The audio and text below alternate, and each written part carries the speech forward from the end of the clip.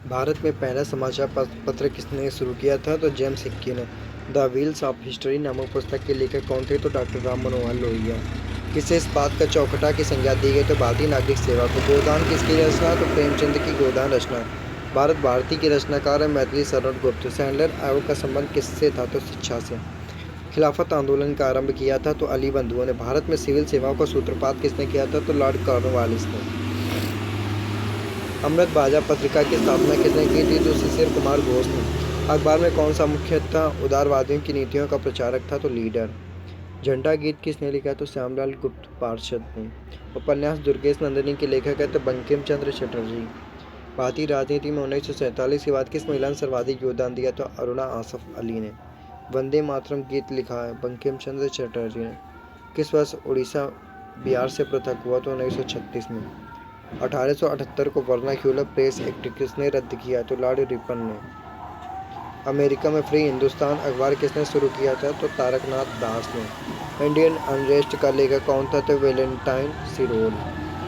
स्वदेशी वाहिनी के संस्थापक थे? तो के रामकृष्ण चिप्पिल्लई। किस भाषा में द इंडियन ओपिनियन पत्र नहीं छापा जाता था? तो तमिल में। हंटर कमीशन की रिपोर्ट में किसके विकास पर विशेष जोर दिया गया था? तो प्राथमिक शिक्षा में। किसने सर्वप्रथम प्रेस सेंसरशिप लागू की थी? तो वेलेस्ली ने। सबसे बाद में क्या हुआ था? तो बंगाल का विभाजन। किसके अंतर्गत भारत में सर्वप्रथम सर्वोच्च न्यायालय की स्थापना हुई? तो रेगुलेटिंग एक्ट 1773 के अनुसार। पत्रकार के कर्तव्य का निर्वहन करते हुए जेल जाने वाला प्रथम भारतीय था? तो बाल गंगाधर तिलक। स्वतंत्र भारत के अंतिम गवर्नर जनरल कौन था? तो सी राजगोपालाचारी। गोदान और गबन दोनों एक ही लेखक की रचना है? तो वो मुंशी प्रेमचंद की। बीएचयू के संस्थापक थे? तो Madan Mohan Malviya. Guilty man of India's partition पुस्तक किसने लिखी? तो डॉक्टर राम मनोहर लोहिया ने। इनमें से कौन भारत में मुसलमानों की उच्च शिक्षा के लिए पथ प्रदर्शक बने? तो सर सैयद अहमद खान। विद्रोहों में किसको बंकिम चंद्र चटर्जी ने अपने उपन्यास आनंदमठ में उल्लेख कर प्रसिद्ध किया? तो सन्यासी विद्रोह को। मॉन्टेग्यू चेम्सफोर्ड की रिपोर्ट आधार बनी? तो भारत सरकार अधिनियम 1919 की। भारत के विभाजन को टालने के अंतिम अवसर समाप्त हो गया था? किसने कहा था? कैबिनेट मिशन को अस्वीकार करने के साथ ही। 1935 के भारत सरकार अधिनियम को कौन सी एक विशेषता नहीं थी? केंद्र के साथ ही राज्यों में ही द्वैत शासन। भारत में ब्रिटेन के सभी संवैधानिक प्रयोगों में सबसे कम समय तक चला 1909 का इंडियन काउंसिल एक्ट। किसने सोम प्रकाश नामक समाचार पत्र शुरू किया? तो ईश्वरचंद विद्यासागर ने। लॉर्ड मैकाले संबंधित थे अंग्रेजी शिक्षा से। किसने सुबह आज़ादी नामक कविता लिखी? तो फैज अहमद फैज ने। कौन सा एक जनरल अबुल कलाम आज़ाद द्वारा प्रकाशित है? तो अल हिलाल।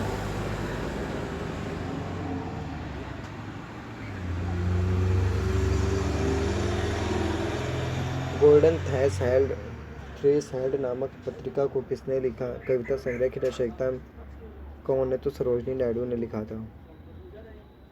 भारत में प्रथम 3 विश्वविद्यालय कलकत्ता, मद्रास और मुंबई की स्थापना किस वर्ष में हुई थी? तो 1857 में। किस वर्ष राष्ट्रगीत वंदे मातरम पहली बार गाया गया? तो 1896 में। अंग्रेज शासकों में से समाचार पत्र पर से प्रतिभा हटाने का श्रेय किसे? तो वो चार्ल्स मेडकॉफ ने। मुंबई, मद्रास और कोलकाता में उच्च न्यायालयों की स्थापना कब हुई थी? तो 1861 में। The man who divided India पुस्तक के लेखक थे? तो रफीक जकारिया। रेगुलेटिंग एक्ट पारित किया गया तो 1773 ईस्वी में। महारानी विक्टोरिया को भारत की साम्राज्ञी नियुक्त किया गया तो 1858 में। मिंटो मार्लो सुधार का उद्देश्य क्या था? तो पृथक था।